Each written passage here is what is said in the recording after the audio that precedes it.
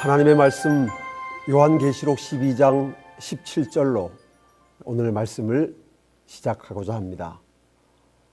용이 여자에게 분노하여 돌아가서 그 여자의 남은 자손 곧 하나님의 계명을 지키며 예수의 증거를 가진 자들로 더불어 싸우려고 바다 모래 위에 섰더라. 교황 프란시스코 1세는 정치, 종교, 문화 등 모든 분야를 망라해서 현재 세계인의 가장 큰 사랑과 존경을 받는 인물입니다. 작년 3월 스스로 사임한 베네딕토 16세의 뒤를 이어 266대 교황으로 선출된 프란시스코 1세는 2000년 가톨릭 역사에서 두 번째 비유럽 출신 교황이며 첫 번째 남미 출신 교황이며 그리고 첫 번째 예수회 출신 교황입니다. 뿐만 아니라 즉위명을 프란시스코로 정한 최초의 교황이기도 합니다. 프란시스코가 누군지 아십니까? 주여 나를 평화의 도구로 써주소서로 시작되는 평화의 기도를 쓴 가난한 이들의 성자로 불리는 아시시의 수도사 프란시스코입니다. 지금까지 프란시스코를 즉위명으로 선택한 교황은 한 명도 없었기 때문에 이번 교황이 프란시스코 1세가 된 것입니다. 프란시스코 교황은 즉위하던 그날부터 보여준 소탈하고 검소하고 파격적인 모습으로 전 세계인들에게 감동과 함께 신선한 충격을 주었습니다. 교황 선출 회의인 콘클라베를 마치고 숙소로 돌아가는 길에 교황 전용 차량을 이용하지 않고 다른 추기경들과 함께 버스를 탔고 교황 관저 대신 다른 성직자들과 함께 게스트하우스에서 살고 있습니다. 취임 후 첫 생일에 노숙자들을 초청해서 함께 식사를 했고 평신도처럼 일반 사제 앞에서 무릎을 꿇고 고해 성사를 했습니다. 아르헨티나 국적의 여권을 갱신하면서 교황청 국가 원수라는 의전 특권도 거절했습니다. 무엇보다 세계인들에게 감동을 준 것은 1981년에 있었던 요한 바오로 2세 저격 사건 이후로 교황들이 타던 방탄 차량 이용을 거절한 것입니다. 마피아가 득실거리는 거리를 지날 때도 일촉즉발의 팔레스타인을 방문했을 때도 교황은 방탄차를 타지 않았습니다. 우리나라에 머무는 동안 교황이 사용한 의전 차량도 아주 작은 차, 소울입니다. 방안을 준비하는 실무자가 교황청에 방탄차 사용을 제안했더니 교황청 대답이 그러면 교황님이 한국에 안 가실걸요 였다고 합니다. 뿐만 아니라 프란시스코 교황은 이전에 그 어떤 교황도 하지 못한 바티칸 개혁을 시도하고 있습니다. 바티칸 개혁이란 한마디로 바티칸과 마피아의 연결고리를 끊어내는 일인데 목숨을 잃을 각오를 하지 않고는 할 수 없는 위험한 일입니다. 실제로 1978년에 즉위한 요한 바오로 1세가 바티칸 개조를 기치로 내걸고 마피아 돈 세탁 연루 의혹이 있던 교황청의 실세 주교를 해임했습니다. 그런데 그 교황은 즉위 33일 만에 침실에서 숨진 채 발견되었고 독살설이 파다했었습니다. 그 뒤를 이어 즉위한 요한 바오로 2세는 마피아의 근거지인 시칠리아에서 마피아는 회개하라고 말했습니다. 두 달 뒤에 로마의 성당 두 곳에서 폭탄이 터졌습니다. 다시 두 달 뒤에는 반마피아 운동을 펼치던 사제가 그의 관저에서 총에 맞아 죽었습니다. 그때부터 교황청은 마피아에 대해서 입을 닫았습니다. 그런데 프란치스코 교황이 다시 개혁의 깃발을 든 것입니다. 이탈리아 3대 마피아의 본거지를 찾아가 마피아는 파문이라고 선언했습니다. 이전에 어떤 교황도 한 적이 없는 강력한 선전포고였습니다. 그래서 사람들은 마피아가 교황을 암살하지는 않을까 걱정하지만 교황은 조금도 개의치 않습니다. 방탄조끼를 입지도 않고 방탄차를 타지도 않습니다. 그리고 그는 말합니다. 하느님은 늘 우리에게 두려워하지 말고 담대하게 행동하라고 말씀하십니다. 이런 교황이니 온 세상이 빠져들지 않을 수가 없는 것 같습니다. 저에게도 교황은 아주 매력적이고 전혀 새로운 지도자상을 보여주는 인물입니다. 영웅이 없는 시대, 감동을 주는 리더십이 실종된 시대에 교황은 호련히 나타난 슈퍼맨이며 온 세계가 목마르게 기다리던 지도자입니다. 이렇게 인기 절정에 있는 교황이 지난 6월 12일에 스페인의 한 언론과의 인터뷰에서 이런 말을 했습니다. 아무도 죽이지 않고 누구도 공격하지 않더라도 근본주의는 폭력입니다. 여러분, 아무도 죽이지 않고 누구도 공격하지 않더라도 근본주의 입장을 가지는 그 자체가 폭력이라면 근본주의란 정말로 나쁘고 위험한 것임에 틀림이 없습니다. 그러므로 우리가 교황의 이 발언의 의미를 정확하게 파악하기 위해서는 근본주의가 무엇인지에 대한 이해가 필수적입니다. 여러분도 근본주의 혹은 근본주의자라는 말을 많이 들어보셨을 것입니다. 근본주의는 fundamentalism이라는 영어 단어를 번역한 것인데 fundamental은 기초, 근본, 기본을 뜻하는 긍정적이고 좋은 단어입니다. 그런데 대부분의 사람들이 근본주의라는 단어를 싫어합니다. 싫어하는 정도가 아니라 혐오감을 나타냅니다. 게다가 전 세계인의 사랑을, 존경을 한 몸에 받고 있는 교황 프란시스코가 말했습니다. 남에게 아무런 해를 끼치지 않을지라도 근본주의 그 자체가 폭력이라고 말입니다. 도대체 왜 이렇게 되었을까요? 근본주의라는 기독교 개념은 19세기 말에 미국에서 형성되기 시작했습니다. 당시 미국의 종교계에 만연한 자유주의 신학, 성경 고등비평, 그리고 진화론과 유물론 사상에 물든 기독교 풍조에 반대하면서 성경 중심의 신앙을 강조하면서 형성된 것입니다. 그러므로 근본주의는 신앙의 기초와 근본이 되는 성경으로 돌아가자는 주장입니다. 성경의 무오, 그리스도의 동정녀 탄생, 십자가 대속, 그리스도의 육체적 부활, 그리고 임박한 실제적 재림, 이 5가지가 근본주의의 기둥이며 이것은 오늘 하나님의 말씀을 믿고 사랑하는 그리스도인들이 믿고 있는 그대로입니다. 그런데 그 시대의 기독교인들이 왜 이렇게 당연한 것들을 강조하게 되었을까요?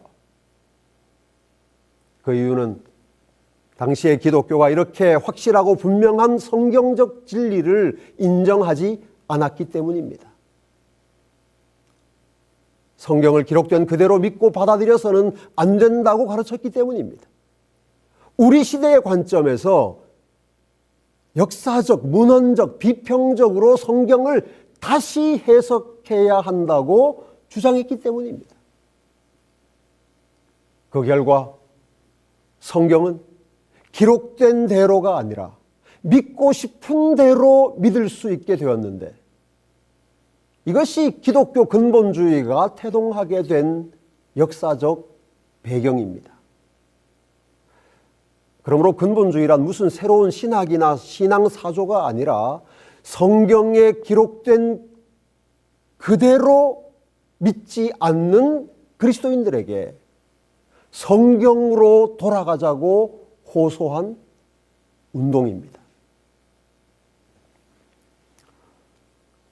그런데 매우 안타깝게도 이슬람 근본주의 혹은 유대 근본주의의 과격하고 폭력적인 이미지가 기독교 근본주의에 더 씌워졌고, 기독교 안에서도 건전한 근본주의 정신을 망각하거나 왜곡한 일부에 의한 일탈과 다른 종교에 대한 공격적 성향으로 말미암아 모든 근본주의는 폭력적이라는 인식과 비난이 확산된 것입니다.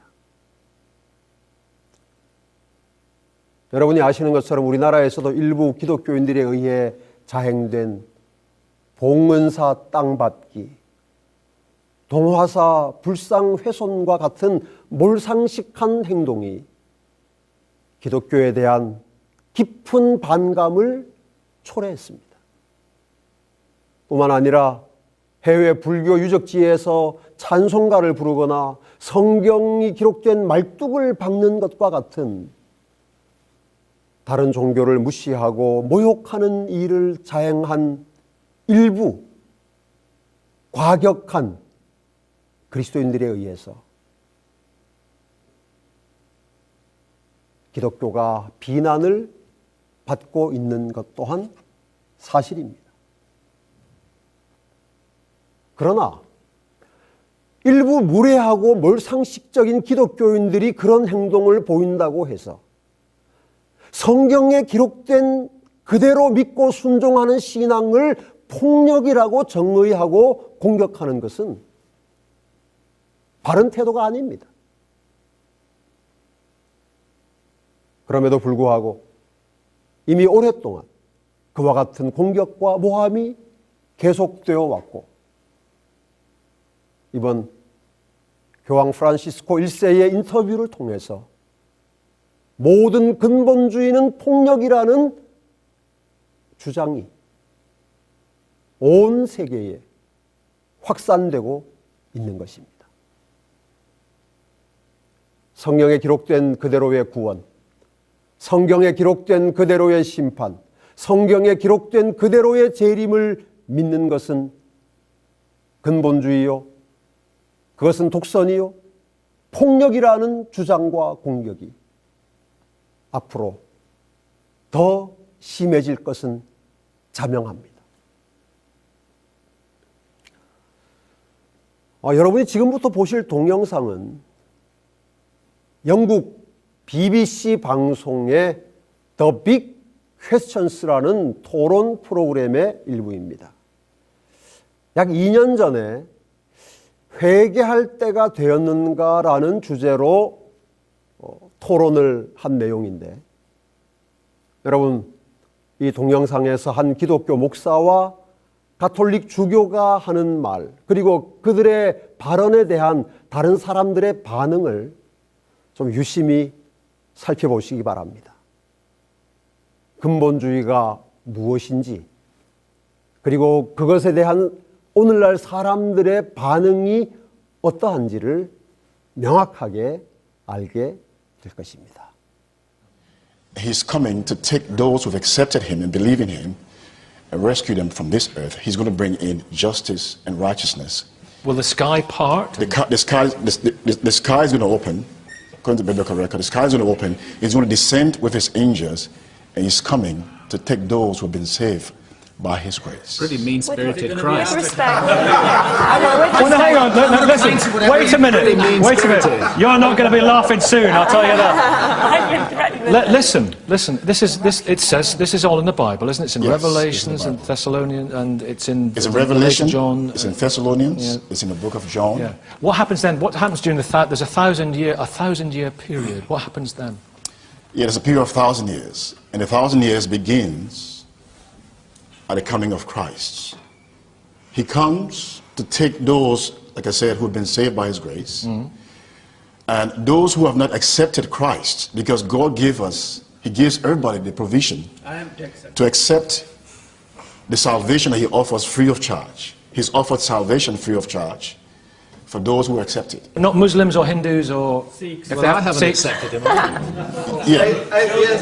Yeah, Christ, he makes a statement in the Jews. book. No, he makes a statement. I have a He makes a statement in the book of John, Appalling. chapter 14, verse 6. He says that I am the way, the truth, and the life. But he only takes those who believe in him. I'm the way, the truth. What about children who I'm have the never? way, the truth. What about? I'm coming.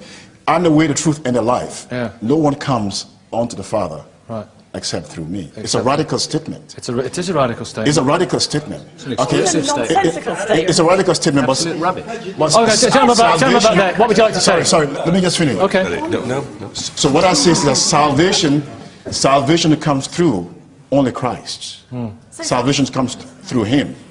So, Okay, but so until you accept it, until you obnoxious accept, doctrine. we've got a until you accept vision. Christ. We've got a vision, if that's the right word, of what's going to happen, and it's in the Bible. It's Sorry, it's in the Bible. It's fundamentalism we're talking about, and fundamentalism produces problems in all major world religions, and it produces problems in Christianity. You can't- And you're cherry-picking, This is a Stephen. fundamentalist interpretation of Scripture, which actually misunderstands a very poetic piece of writing in the book of Revelation. It misunderstands Paul's view that the kingdom was coming immediately, not in 1,000, 2,000 years' time, but that was, we now know, a misunderstanding of Paul and the early Christians. They thought Christ was coming back again. We now work on an entirely different basis in the mainstream. It's in the New Christianity. Testament.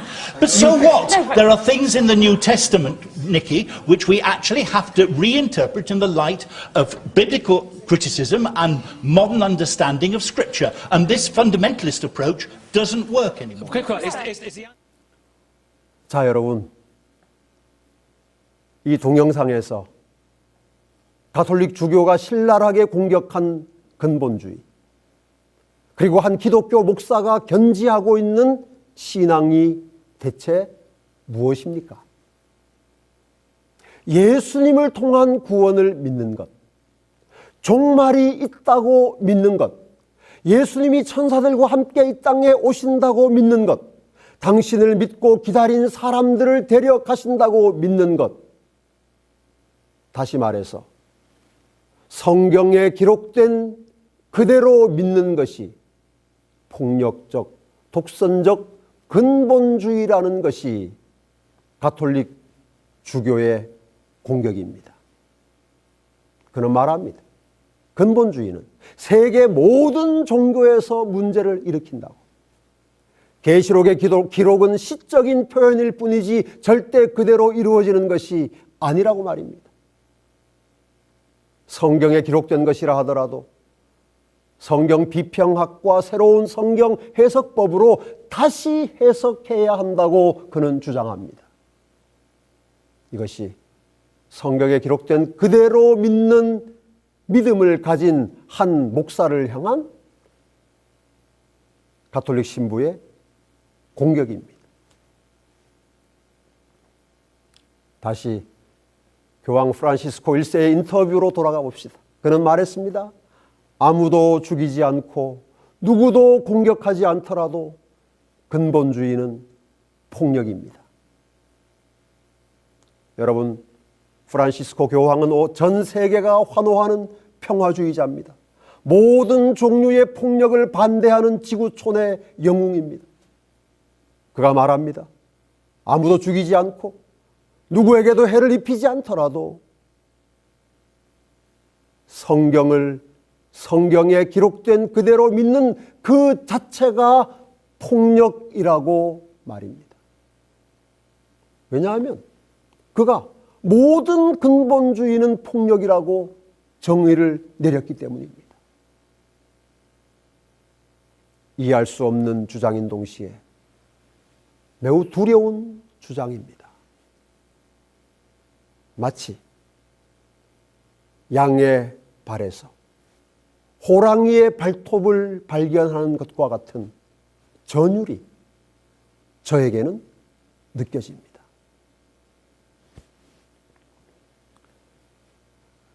그러나 사실은 그렇게 놀랄 일이 아닙니다.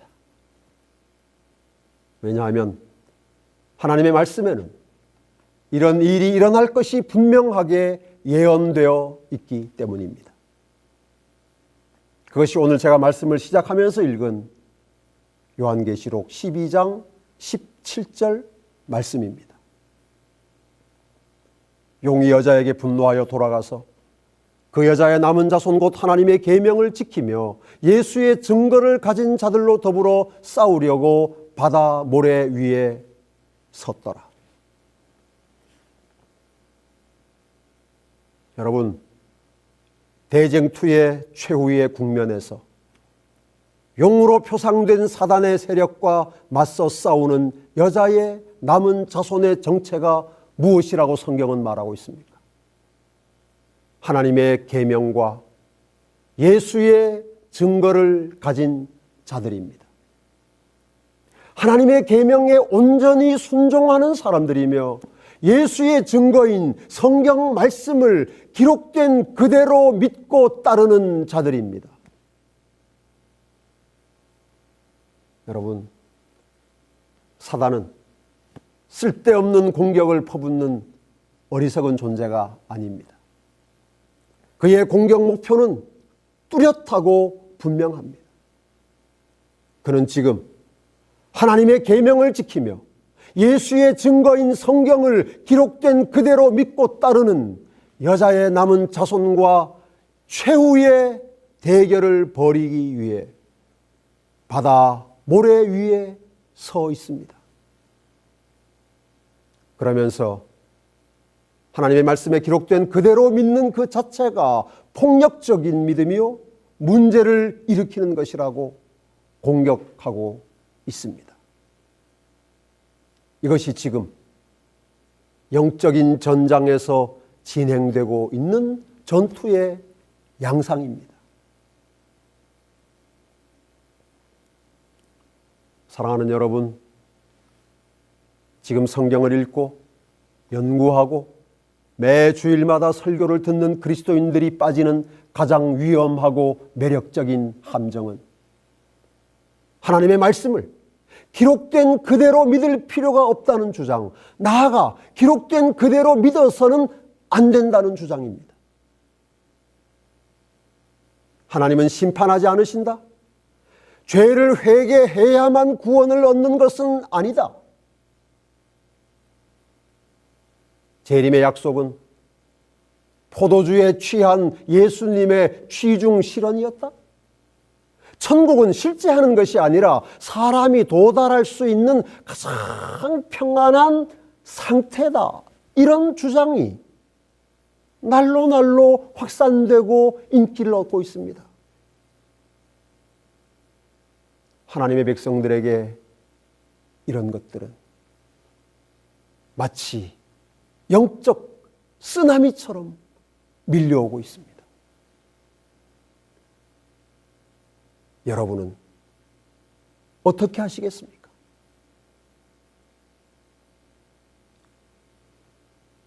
이 위기의 때에 우리가 해야 할 단 하나의 선택과 결단은 철저하게 하나님의 말씀으로 돌아가는 것입니다. 나름대로 믿고 싶은 것을 믿는 이 시대에 우리는 나름대로가 아니라 하나님의 말씀대로 믿고 싶은 것이 아니라 하나님의 말씀에 제시된 그대로 믿어야 합니다. 이것이 우리가 추구해야 할 노선이며 우리가 가야 할 길입니다. 이런 우리를 향해 근본주의자라고 공격을 해도, 너무 급진적이고 문자적이라고 비난을 퍼부어도 우리는 우리의 길을 가야 합니다. 어쩌면 이 길은 외롭고 힘든 길입니다. 온 세상의 비난과 조롱을 감수해야 하는 길이며 협박과 공격을 피할 수 없는 길입니다. 그러나 우리가 가야 할 길입니다. 왜냐하면 우리 예수님이 걸으신 길이며 우리에게 따라오라고 하신 길이기 때문입니다. 예레미야 28장 11절에 다음과 같은 말씀이 기록되어 있습니다. 모든 백성 앞에서 말하여 가로되 여호와께서 이같이 말씀하시되 내가 2해가 차기 전에 열방의 목에서 바벨론 왕 느부갓네살의 멍에를 이같이 꺾어버리리라 하셨느니라 하매 선지자 예레미야가 자기 길을 가니라. 선지자 예레미야가 자기 길을 가니라. 오래전에 하나님께서는 선지자 예레미야에게 하나님의 백성들이 바벨론의 포로가 될 것이라는 기별을 전하게 하셨습니다. 그러나 그 기별은 극심한 반대와 핍박을 받았습니다. 아무도 그 기별을 좋아하지도 받아들이지도 않았습니다. 그래서 예레미야는 외톨이가 되었고 저주를 들었고 생명의 위협까지 받았습니다. 그런데 그때 하나냐라는 거짓 선지자가 등장해서는 하나님께서 바벨론 왕 느부갓네살의 멍에를 꺾어버리실 것이라며 사람들을 미혹했고 이스라엘 백성들은 환호했습니다.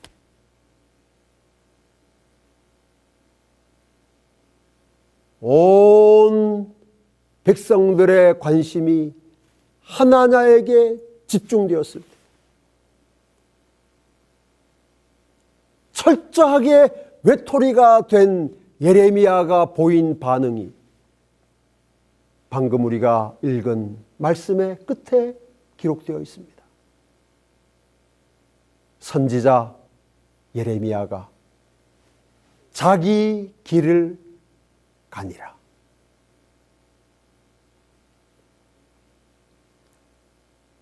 사랑하는 여러분, 조롱과 비난을 뒤로 하고 예레미야는 자기 길, 하나님이 가라고 하신 길을 갔습니다. 이것이 오늘 우리에게 필요한 믿음입니다. 세상이 무엇라고 하든 교황이 무슨 말을 하든 우리는 하나님께서 우리에게 가라고 하신 길을 가야 합니다. 여러분, 그 길이 어떤 길입니까?